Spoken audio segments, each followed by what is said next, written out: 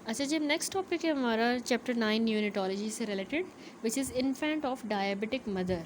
ठीक है, IDM जिसको कहते हैं। Actually infant of diabetic mother baby होता है जो ऐसी मदर को बॉर्न हो जिस मदर को प्री एग्जिस्टिंग डायबिटीज़ हो, या तो उसको टाइप 1 या टाइप 2 डायबिटीज़ हो, या उस मदर को जेस्टेशनल डायबिटीज़ हुई हो, तो उसका जो बच्चा बॉर्न होगा उसको हम कहेंगे infant of diabetic mother.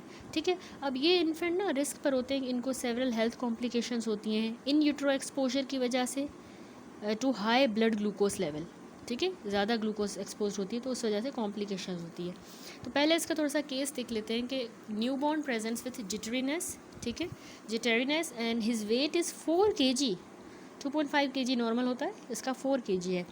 Physical examination show large plethoric infant who is tremulous यानी कि उसको ट्रेमर्स हो रहे हैं। ठीक है, बच्चे को ट्रेमर्स हो रहे हैं, और प्लिथोरिक मतलब बिल्कुल फूला हुआ सा, प्लम्प सा, इन्फ्लेटेड कह सकते हैं। ठीक है, एक्सेस या एबंडेंस को हम कहते हैं प्लिथोरा। तो अगर फेस की बात करें तो एक्चुअली इसमें वेसल्स डायलेट हो जाती हैं, तो रेडिश फेस जो होता है उसको कहते हैं प्लिथोरा। ठीक है, तो प्लिथोरिक फेस है, लार्ज सा, ट्रेमुलस है बच्चा, ट्रेमर्स भी हैं, मरमर भी हर्ड है, उसके अस्कल्टेशन पे मरमर मिला है। ब्लड शुगर बच्चे की याद रखें कि इसमें हमें लो मिली है, 35 मिलीग्राम पर डेसीलीटर। और हाइपोग्लाइसीमिया में हमने डिस्कस किया कि प्री टर्म बच्चे में अगर 30 से कम हो ब्लड शुगर, टर्म बच्चे में अगर 40 से कम हो तो हम उसको हाइपोग्लाइसीमिया कहेंगे। तो आई थिंक इसमें टर्म ही है, और 40 से अगर कम है तो हम इसको लो ब्लड शुगर कह रहे हैं, हाइपोग्लाइसीमिया। ठीक है, और मदर को जेस्टेशनल डायबिटीज़ रही है ड्यूरिंग प्रेगनेंसी। ठीक है, तो ये एक अच्छा सा एक diabetic infant of the diabetic mother का ही एक केस है। अब इसमें सबसे पहले आप इसकी डेफिनेशन देखें, IDM की, इन्फेंट ऑफ डायबिटिक मदर की डेफिनेशन क्या है। ये एक ऐसी कंडीशन होती है या सेट ऑफ कॉम्प्लिकेशंस होते हैं in the baby when adequate control of diabetes mellitus has not been accomplished in the mother during pregnancy. माँ ने प्रेगनेंसी के दौरान अपनी डायबिटीज़ को कंट्रोल नहीं किया सही से, तो बच्चे में जो कॉम्प्लिकेशंस होती हैं उसको हम कहते हैं कि इन्फेंट ऑफ डायबिटिक मदर। ठीक है, उस इन्फेंट को ये कॉम्प्लिकेशंस होती हैं या ये कंडीशन होती है तो उसको कहते हैं। ठीक है, यहाँ पे फिगर है जिसमें बच्चा दिखाया गया है, देखिए कितना सा मैक्रोसोमिक सा बच्चा लग रहा है, हेल्दी है बिल्कुल, 4 kg जितना ही वज़न लग रहा है। ये है इन्फेंट ऑफ डायबिटिक मदर। ठीक है, अब इसकी थोड़ी सी मैं आपको पैथोफिजियोलॉजी समझाऊँ होता क्या है। देखें, प्रेगनेंसी के दौरान मदर की ब्लड शुगर सही से कंट्रोल नहीं है, डायबिटीज़ है ना मदर को, सही कंट्रोल भी नहीं है, तो बहुत सारी ग्लूकोज प्लेसेंटा को क्रॉस करके बच्चे के पास आ रही है। अब फीटस के पैनक्रियास उस हाई ग्लूकोज को रिस्पॉन्ड करेंगे, बहुत सारी इंसुलिन बनाएंगे, तो फीटस बहुत ज़्यादा इंसुलिन बना रहा है हाई मैटरनल ग्लूकोज की वजह से, तो फीटल हाइपर इंसुलिनीमिया हो जाता है। ठीक है, तो इंसुलिन एक मेजर ग्रोथ हार्मोन है, हमें पता है वो ग्रोथ हार्मोन है फीटस के लिए। अब फीटस की हाइपर इंसुलिनिज्म हुई है तो बच्चा मैक्रोसोमिक हो जाएगा। ठीक है, बहुत ज़्यादा ग्लूकोज उसके फैट की फॉर्म में स्टोर हो जाएगी और फीटस को बड़ा कर देगी, लार्जर ग्रो करेगी देन एवरेज। दूसरा, delayed organ maturation, while baby large हो सकता है लेकिन उसके जो ऑर्गन सिस्टम है ना, पार्टिकुलरली बच्चे के जो लंग्स हैं, ये इमेच्योर हो सकते हैं। ठीक है, तो डिलेड ऑर्गन मैचुरेशन। अब इसका इंसिडेंस इन्होंने बताया है इन्फेंट ऑफ डायबिटिक मदर का। Insulin dependent diabetes 0.5% of all pregnancies में होती है, जो प्रेगनेंसीज़ में इंसुलिन डिपेंडेंट डायबिटीज़ यानी जिसको टाइप 1 डायबिटीज़ कहते हैं, ये 0.5 प्रेगनेंसीज़ में। इन एडिशन 1 to 3% जो वुमेन है उनको बायोकेमिकल एबनॉर्मलिटी ड्यूरिंग प्रेगनेंसी होती है, तो जो कंसिस्टेंट होंगी विथ जेस्टेशनल डायबिटीज़। पहले वो नॉर्मल थी लेकिन प्रेगनेंसी की वजह से उनको डायबिटीज़ हुई, प्रेगनेंसी के दौरान ऐसा कोई इशू हुआ, तो ये 1 to 3% है, उसको कहते हैं जेस्टेशनल डायबिटीज़। ठीक है, बाकियों को टाइप 1 होती है इंसुलिन डिपेंडेंट 0.5% में। अब इसकी पैथोफिजियोलॉजी मैंने आपको सारी समझाई, वही इन्होंने लिखी है कि माँ को हाइपरग्लाइसीमिया है, बच्चे को हाइपरग्लाइसीमिया होगा, बच्चे के पैनक्रियाज उस हाइपरग्लाइसीमिया की वजह से इंसुलिन ज़्यादा बनाएंगे। फीटस की हाइपर इंसुलिनिज्म और हाइपरग्लाइसीमिया उसके हेपेटिक ग्लूकोज अपटेक बढ़ा देंगे और ग्लाइकोजन के सिंथेसिस को, लाइपोजेनेसिस एक्सेलरेट होगी और प्रोटीन सिंथेसिस भी ऑगमेंट होगी। ठीक है, ये सारे जो है मेटाबॉलिक पाथवे एक्सेलरेट हो गए हैं। अब प्लेसेंटा, बच्चा पैदा हुआ, प्लेसेंटा सेपरेट हो गया, सडनली ग्लूकोज की इन्फ्यूजन इंटरप्ट हो गई, प्लेसेंटा निकल गया ना, अम्बिलिकल कॉर्ड कट कर दिया, ग्लूकोज इन्फ्यूजन रुक गई न्यूनेट में, without a proportional effect on the hyper insulinism. तो इंसुलिन माँ की जो आई थी, माँ से मतलब बच्चे की खुद की जो बनी थी फीटल पेनक्रियास ने, वो इंसुलिन बढ़ी हुई है लेकिन माँ से अब ग्लूकोज नहीं आ रहा बच्चे में, ठीक है, तो उससे बच्चे को हाइपोग्लाइसीमिया होता है and attenuated lipolysis during the first hours after birth, ठीक है, यानी बच्चे की लाइपोलाइसिस रुक जाएगी, रिड्यूस हो जाएगी, एटीनुएट हो जाएगी during the first hours after birth, और हाइपोग्लाइसीमिया भी है।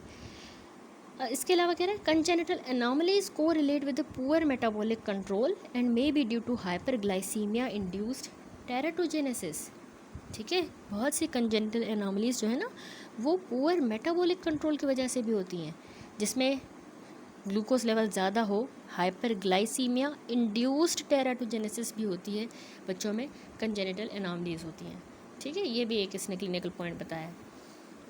क्लिनिकल फाइंडिंग देख लेते हैं, बच्चे को infant of the diabetic mother है तो बच्चे को क्या क्लिनिकल फाइंडिंग होगी, जिस तरह इस फिगर को जहन में रखें या मैं आपको फिगर दिखा भी देती हूँ। अच्छा, यहाँ पर देखें फिगर, तो इसमें बच्चा दिखाया गया infant of the diabetic mother, हम देख रहे हैं क्लिनिकल फाइंडिंग्स, ठीक है। अब इसमें बच्चों में जो हमें क्लिनिकल फाइंडिंग मिलेंगी IDM में, इन्फेंट ऑफ डायबिटिक मदर में, उसमें देखिए बच्चा जो है ना लार्ज होगा, प्लम्प बेबी जिसको हम कहते हैं मैक्रोसोमिया, ये एक्चुअली बच्चे का फैट, बॉडी फैट ज़्यादा हुआ है और उसके विजरा भी लार्ज होंगे, इनलार्ज हो जाते हैं, तो उसकी वजह से बच्चा लार्ज होगा, प्लम्प बेबी होगा विद पफ़ी प्लिथोरिक फेशियस, ठीक है, पफ़ी किस्म का प्लिथोरिक फेस होगा, ठीक है। अगली क्लिनिकल फाइंडिंग, इन्फेंट जो है ना ये हाउएवर नॉर्मल या लो बर्थ वेट के भी हो सकते हैं, पार्टिकुलरली अगर इनको बिफोर टर्म निकाल दिया गया हो, डिलीवर कर दिया गया हो, तो उनका लो बर्थ वेट भी हो सकता है या नॉर्मल भी हो सकता है, या फिर अगर उनको कोई मैटरनल वास्कुलर डिजीज़ के साथ एसोसिएशन हो तो उसमें भी नॉर्मल भी मिल सकता है, ठीक है। ज़रूरी नहीं है IDM का बच्चा सिर्फ प्लम्प हो, लार्ज हो, मैक्रोसोमिक हो, लो भी हो सकता है, स्पेशली अगर मैटरनल वास्कुलर डिजीज़ के एसोसिएशन हो या वो प्री टर्म डिलीवर हो गया हो, ठीक है। इसी तरह ये इन्फेंट्स जो हैं ये जंपी हो सकते हैं, tremulous, hyper excitable during the first 3 days of life, ठीक है, पहले 3 डेज़ जो हैं उस दौरान ये इनकी जो एक्टिविटी है ये विगरस हमें मिलेगी, हाइपर एक्साइटेबल, जंपी, ट्रेम्युलस, और इसके अलावा Aldous hypotonia, lethargy and poor sucking में आल्सो अकर, लेकिन ये भी फाइंडिंग मिल सकती हैं, पुअर टोन हो सकती है, हाइपोग्लाइसीमिया हो सकता है, हाइपोटोनिया, लेथार्जी, ठीक है। अब इन साइंस की अपीयरेंस जो है ना, early appearance of these signs is related to hypoglycaemia, यानी बच्चे की टोन अगर हमें कम मिल रही है या सकिंग पुअर है, लेथार्जिक मिल रहा है, तो मतलब उसको हाइपोग्लाइसीमिया हुआ है, उस वजह से ये हुए हैं सिम्टम। और बाद में अगर ये सिम्टम्स अपीयर हो रहे हैं तो हम कह सकते हैं कि ये हाइपोकैल्सीमिया की वजह से हुआ है बच्चे में, ठीक है, क्योंकि हाइपोकैल्सीमिया प्रीवियस टॉपिक में हम डिस्कस करके आए हैं, infant of the diabetic mother जो है उसको भी हाइपोकैल्सीमिया होता है, ठीक है, अर्ली ऑनसेट हाइपोकैल्सीमिया जो 72 आवर्स के अंदर, 3 डेज़ के अंदर होता है, ठीक है। तो अगर हमें बच्चे में ये सिम्टम्स मिल रहे हैं, पुअर सकिंग, हाइपोटोनिया, ये वाले, तो बच्चे को हाइपोकैल्सीमिया की वजह से, अगर अर्ली मिल रहे हैं ये सिम्टम तो वो हाइपोग्लाइसीमिया की वजह से, ठीक है। अब ये एबनॉर्मलिटी साथ भी मौजूद हो सकती हैं, यानी poor tone, hyper excitable, tremulous, jumpy, लेकिन पुअर सकिंग, लेथार्जी, तो साथ भी मिल सकते हैं सिम्टम्स। इसके अलावा इन बच्चों में याद रखें कि हमें रेस्पिरेटरी डिस्ट्रेस के साइंस मिलते हैं, क्योंकि इनके लंग्स इमेच्योर होते हैं, एग्जामिनेशन पे हमें साइंस ऑफ डिस्ट्रेस भी मिल सकते हैं। अच्छा, इन बच्चों में कार्डियक डिजीज़ेस भी हो सकती हैं, इन लार्ज कार्डियक शेडो हमें चेस्ट एक्सरे पे मिलेगा या फिर physical evidence of heart failure, ठीक है, हार्ट फेलियर का या तो फिज़िकल एविडेंस मिलेगा या चेस्ट एक्सरे पे हार्ट इनलार्ज होगा, तो cardiac disease. And lastly gross congenital anomalies हमें फिज़िकल एग्जामिनेशन पे मिल सकती हैं, ठीक है, ग्रॉस कंजेनिटल एनॉमलीज। तो इस फिगर में भी देखें ये infant of the diabetic mother है, कितना मैक्रोसोमिक इन्फेंट है, ठीक है। तो ये सारे आपने क्लिनिकल फीचर्स इसके याद रखने हैं कि हमें जो है बच्चा ऐसा puffy face, large baby, plump baby, macrosomic, body fat होगा इनलार्ज विजरा की वजह से, और बच्चा जो है लो बर्थ वेट भी हो सकता है, नॉर्मल भी हो सकता है, ठीक है। बाकी जो फीचर्स मैंने बताया, ट्रेमुलस, हाइपर एक्साइटेबल, जंपी, या फिर पुअर सकिंग, हाइपोटोनिया, लेथार्जी, ये मिल सकते हैं। एक्सरे करवाएंगे तो हमें चेस्ट कार्डियक जो है शेडो चेस्ट एक्सरे पे इनलार्ज मिल सकता है या हार्ट फेलियर का एविडेंस हो सकता है, ठीक है। रेस्पिरेटरी डिस्ट्रेस के साइंस हो सकते हैं सेकेंडरी टू इमेच्योर लंग्स, और ग्रॉस कंजेनिटल एनॉमलीज भी हमें फिजिकल एग्जामिनेशन पे मिल सकती हैं, ठीक हो गया। अब टेबल है, यहाँ पर भी देखें, पहले ये एक्सरे है, chest xray showing cardiomegaly in the cardiomegaly, देखें हमें infant of the diabetic mother में मिल रहा है। यहाँ इस टेबल 9.12 में observation of the infant of the diabetic mother in the resuscitation room, resuscitation में उस बच्चे में हमें infant of the diabetic mother में एस्फिक्सिया मिलता है, बच्चे पर बर्थ इंजरी, क्योंकि मैक्रोसोमिक है तो बर्थ इंजरी मिलेगी, उसमें congenital malformation specially cardiac, macrosomia का एविडेंस, हाइपोग्लाइसीमिया और रेस्पिरेटरी डिस्ट्रेस। ठीक है, ये हमें रिससिटेशन रूम में infant of the diabetic mother में फाइंडिंग्स मिलती हैं। अब कॉम्प्लिकेशंस इसकी इंपॉर्टेंट है। ठीक है, इन्फेंट ऑफ डायबिटिक मदर की कॉम्प्लिकेशंस ये हैं कि बच्चा जो है डायबिटिक मदर का मैक्रोसोमिया होगा उसको। ठीक है, बड़ा बच्चा है, लार्ज बेबी। इसके अलावा बच्चे में ऑर्गेनोमेगेली, ठीक है, ऑर्गन्स विजरा एनलार्ज हैं। बच्चा स्मॉल फॉर जेस्टेशनल एज होगा। ठीक है, इसके अलावा हाइपोग्लाइसीमिया। अब हाइपोग्लाइसीमिया 40% जो इन्फेंट ऑफ डायबिटिक मदर हैं उनमें हाइपोग्लाइसीमिया भी मिलती है, स्पेशली जब बच्चा मैक्रोसोमिक होता है। तो ये डिलीवरी के 1 से 2 घंटों के बाद उसको हाइपोग्लाइसीमिया डेवलप होता है। ठीक है, 1 से 2 घंटों बाद। और हाइपोकैल्सीमिया की बात करें तो इसका incidence 50% of infant of diabetic mother में है। वो 40 था, ये 50 है। कैल्शियम कम होने की सिवियरिटी जो है मैटरनल डायबिटीज़ की सिवियरिटी से रिलेटेड है, जितनी सिवियर माँ को डायबिटीज़ होगी, और इन्वॉल्व करता है decrease function of parathyroid gland. Hypocalcaemia में यहाँ पर वजह पैराथायरॉयड ग्लैंड की भी डिक्रीज फंक्शनिंग है। तो बच्चों में इनमें हमें सीरम के low calcium level 24 to 72 hours of age पे मिलते हैं। ठीक है, तो यानी within early onset of hypocalcaemia, पीछे हम डिस्कस करके आए हैं। ठीक है, तो 24 to 72 आवर्स ऑफ एज पे हमें यानी विद इन 3 डेज़ हमें मिलेंगे हाइपोकैल्सीमिया, लो सीरम कैल्शियम लेवल। इसके अलावा हाइपोमैग्नीसीमिया, मैग्नीशियम लेवल भी लो है, ये भी इन्फेंट ऑफ डायबिटिक मदर की कॉम्प्लिकेशन है। ठीक है, बर्थ एस्फिक्सिया।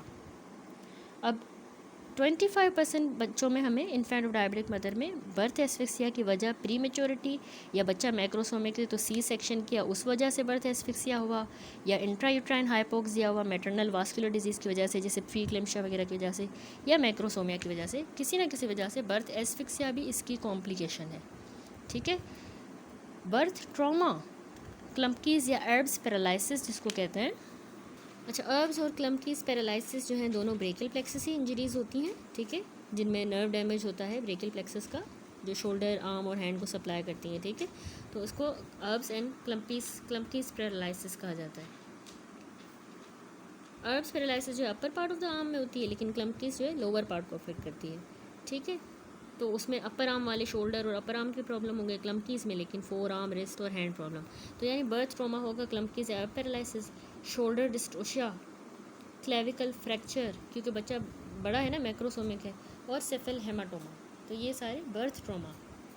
तो बर्थ ट्रॉमा होगा बच्चे को एक कॉम्प्लिकेशन, बर्थ एस्फिक्सिया होगा, उसकी वजूहत देखिए, hypomagnesaemia, hypocalcaemia, hypoglycaemia, macrosomia, organomegaly, small for gestational age. ठीक है, ये कॉम्प्लिकेशंस हैं। और भी कॉम्प्लिकेशंस हैं, इनको आपने अच्छी तरह से याद रखना है, ये एग्जाम्स में आ सकती हैं। इसके अलावा रेस्पिरेटरी डिस्ट्रेस सिंड्रोम, ये भी infant of the diabetic mother की कॉम्प्लिकेशन है 3%। एक्चुअली कह रहा है मोस्टली ये प्री मेच्योर डिलीवरी की वजह से होता है, आरडीएस। ठीक है, या delayed maturation of pulmonary surfactant production, बच्चा प्री मेच्योर है ना इसलिए, या delivery by elective caesarean section, तो रेस्पिरेटरी डिस्ट्रेस होगा। फीटल हाइपर इंसुलिनिज्म क्या करती है कि लंग मैचुरेशन प्रोसेस को और ज़्यादा एडवर्सली अफेक्ट करती है, हाइपर इंसुलिनिज्म।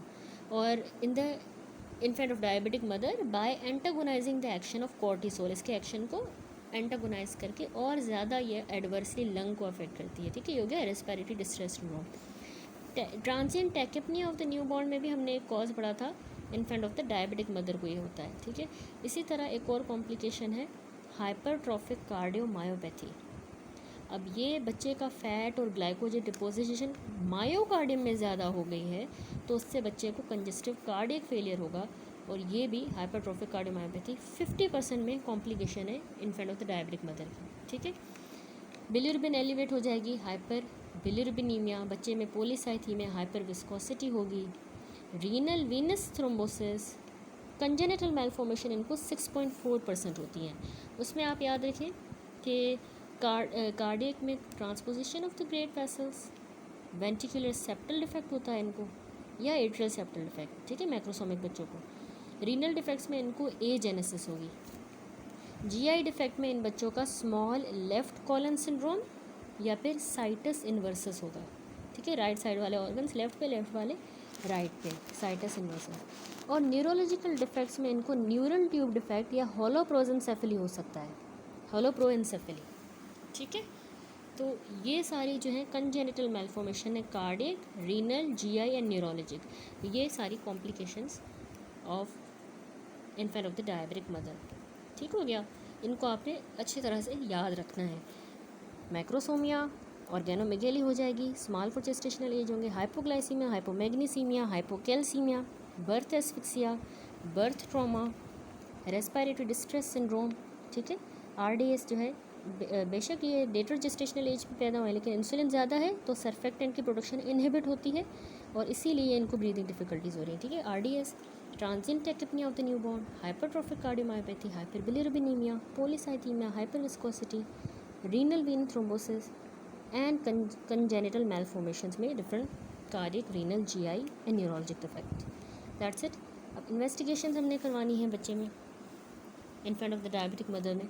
हम बच्चे के सीरम ग्लूकोज लेवल सबसे पहले डिलीवरी पे भी चेक करेंगे और at half, 1, 1.5, 2, 4, 8, 12, 24, 36 and 48 hours of age पे, इतनी एज का जब बच्चा होता जाएगा तो उसकी सीरम ग्लूकोज चेक करती रहनी है, ठीक है। या फिर हम मॉनिटरिंग जो है वो डिसकंटिन्यू भी कर सकते हैं अगर ग्लूकोज लेवल 50 मिलीग्राम पर डेसीलीटर से ऊपर है, pre feed in the oral feeding babies, यानी बच्चा ओरल फीड पर ही है और फीड लेने से पहले उसका 50 मिलीग्राम पर डेसीलीटर से ग्लूकोज ऊपर है तो हम डिसकंटिन्यू भी कर सकते हैं इस ग्लूकोज मॉनिटरिंग को, ठीक है। वरना हमें कंटिन्यूसली इन रेट इस एज पे जो है बच्चे की ग्लूकोज को मॉनिटर करना है, क्योंकि बहुत बड़ा रिस्क इनमें हाइपोग्लाइसीमिया का होता है, ठीक है। इसके अलावा सीरम कैल्शियम, जो भी कॉम्प्लिकेशन देखिए ना उसी तरह से है इनकी इन्वेस्टिगेशन। सीरम कैल्शियम उनके 6 घंटे का होगा, बच्चा 24 घंटों का, 48 घंटों का, तो हम सीरम कैल्शियम चेक करते रहेंगे। हेमाटोक्रिट उनका हमने बर्थ के टाइम पे चेक किया 4 घंटों पे और 24 घंटों पे, ठीक है, हेमाटोक्रिट। इसके अलावा इन बच्चों का बिलिरुबिन लेवल, क्योंकि हाइपर बिलिरुबिनीमिया हो रहा है, तो वो भी हम चेक करेंगे अगर हमें फिजिकल एग्जामिनेशन पे ज़रूरत महसूस हो रही है, ठीक है, जॉन्डिस है तो सीरम बिलिरुबिन करवाएंगे। ABGs, CBC, culture, gram stand, ये भी अगर क्लिनिकली इंडिकेटेड है तो हम करवाएंगे। रेडियोलॉजिकल स्टडीज़ वैसे इतनी नेसेसरी नहीं है जब तक कि हमें कार्डियक, रेस्पिरेटरी या स्केलेटल प्रॉब्लम्स लग रही हैं, वरना हम ये रेडियोलॉजी नहीं करवाते, ठीक है। अगर ये हैं तो ECG और इकोकार्डियोग्राफी शुड भी परफॉर्म, क्योंकि हमने देखा कि हाइपरट्रोफिक कार्डियोमायोपैथी, मायोकार्डियम में फैट और ग्लाइकोजन ज़्यादा डिपॉजिट होने की वजह से हो रहा था, तो इसलिए हमने ECG और इको करवानी है। और दूसरा हमने देखा कि कंजेनिटल मैलफॉर्मेशन कार्डियक में ज़्यादा है, तो इसीलिए ECG, इको आपने इसकी इन्वेस्टिगेशन में नहीं भूलना, ठीक है। Serum glucose, serum calcium, haematocrit, bilirubin, ABG, CBC, culture, gram stain, radiology not necessary but in conditions में ECG एंड इको। अब बच्चे में जो मैंने आपको बताया ना कि रेस्पिरेटरी डिस्ट्रेस सिंड्रोम होता है 3% infant of the diabetic mother में, तो उसकी वजूहत क्या है, क्यों होता है, जो मैंने आपको बताया कि सर्फेक्टेंट कम होता है, उसको इनहिबिट कर रहा होता है। कौन इनहिबिट कर रहा है सर्फेक्टेंट को? एक्चुअली इंसुलिन के हाई लेवल्स कर रहे हैं, ठीक है। तो एयर सेक्स को ओपन नहीं होने देगा और ब्रीदिंग डिफ़िकल्टी होगी। तो वजूहत है कि रेस्पिरेटरी डिस्ट्रेस इसलिए हो रहा है कि रेस्पिरेटरी डिस्ट्रेस सिंड्रोम हुआ है, या तो कार्डियक डिजीज़ की वजह से बच्चे को होगा, या इस कंडीशन में बच्चे को मेकोनियम एस्पायरेशन है, ये उसकी वजह से रेस्पिरेटरी डिस्ट्रेस हुआ है, न्यूमोथोरेक्स की वजह से, या वो ट्रांजिएंट टेकिपनिया जो खुद ही सही हो जाता है, सेल्फ लिमिटिंग कंडीशन है, ठीक है। तो ये वजूहत हैं रेस्पिरेटरी डिस्ट्रेस की इन the infant of the diabetic mother, ठीक है। एक तो मेन वजह यही है कि इंसुलिन ने उसको इनहिबिट किया सर्फेक्टेंट को, बाकी ये भी वजूहत हैं, कार्डियक डिजीज़ है, meconium aspiration, pneumothorax, transient tachypnoea या रेस्पिरेटरी डिस्ट्रेस सिंड्रोम। अब इसके लास्ट में मैनेजमेंट है, बच्चा infant of the diabetic mother है, तो वही बात कि हाइपोग्लाइसीमिया से प्रिवेंट करना है, इसलिए हमने सबसे पहली बात फीडिंग स्टार्ट करनी है। जैसे ही बच्चा स्टेबल हुआ और सक करना उसने शुरू किया है तो उसको हम फीड करवाएंगे, और उसमें अगर हमें कोई भी अपेरेंट कॉम्प्लिकेशंस नहीं मिल रही तो हम विदिन 1 आवर, जो प्रेफर्ड है, विदिन 1 आवर ही मदर को कहेंगे इसको फीड करवाएं, ठीक है। फीडिंग जो है इसमें इनिशियल ट्रीटमेंट होता है हाइपोग्लाइसीमिया का, ठीक है, और ब्रेस्ट फीडिंग ही इनकरेज करनी है। अब हाइपोग्लाइसीमिया के लिए, अगर हाइपोग्लाइसीमिया हो गई है, बेशक सिम्टोमेटिक हो, स्पेशली अगर सिम्टोमेटिक हो, तो उसमें जो हमने ट्रीटमेंट देखा कि हम 2 ml पर kg के हिसाब से 10% ग्लूकोज सॉल्यूशन देते हैं, उसका बोलस देंगे, 10% ग्लूकोज सॉल्यूशन का 1 ml पर मिनट के रेट पे। और फिर हमने कंटिन्यूस इन्फ्यूजन देनी है, पहले बोलस दिया फिर कंटिन्यूस इन्फ्यूजन 10% ग्लूकोज का, ठीक है। अगर IV लाइन स्टार्ट नहीं की गई तो हम ग्लूकागोन उन इन्फेंट्स को दे सकते हैं जिनके एडिक्वेट ग्लूकागोन स्टोर्स हैं, ग्लाइकोजन स्टोर्स, ठीक है, जिनके अच्छे खासे हैं, सही है, एडिक्वेट हैं ग्लाइकोजन स्टोर्स, तो उन बच्चों को हम ग्लूकागोन भी दे सकते हैं अगर हमने IV लाइन स्टार्ट नहीं की तो। अदर कॉम्प्लिकेशंस में बच्चों को calcium level low, hypocalcaemia, hypomagnesaemia, respiratory distress syndrome, birth asphyxia, cardiomyopathy, hyperbilirubinaemia, polycythaemia, ये सारी कॉम्प्लिकेशन जो हमें अभी डिस्कस करके आए हैं, तो इनको हमने अकॉर्डिंगली मैनेज करना है जो इनका रिस्पेक्टिव ट्रीटमेंट है, ठीक है। हाइपोकैल्सीमिया इनका हम डिस्कस करके आए हैं, बाकी जो है हम डिस्कस करेंगे रेलेवेंट टॉपिक्स में, ठीक है। उनको अकॉर्डिंगली फिर हमने मैनेज करना होगा, यही इसमें मैनेजमेंट है, यही कि फीडिंग करवा देनी है स्टार्ट। हाइपोग्लाइसीमिया हो गया है तो हम बोलस दे के 10% ग्लूकोज का 1 ml पर मिनट के रेट पे 2 ml पर kg के हिसाब से फिर कंटिन्यूस इन्फ्यूजन देंगे। और IV लाइन अगर नहीं मेंटेन की तो हम ग्लूकागोन देंगे।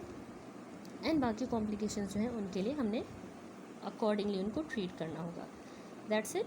तो ये जो इसकी मैनेजमेंट है, और मैनेजमेंट में याद रखिए कि ब्लड ग्लूकोज को फ्रीक्वेंटली बर्थ के बाद मॉनिटर करना है, जो मैंने आपको बताया कि सीरम ग्लूकोज आधे घंटा हो गया है बच्चे को पैदा हुए, 1 घंटा, 1.5, 2, 4, 8, 12, 24, 36, 48 आवर, तो कंटिन्यूसली हम ग्लूकोज मॉनिटर करते रहेंगे।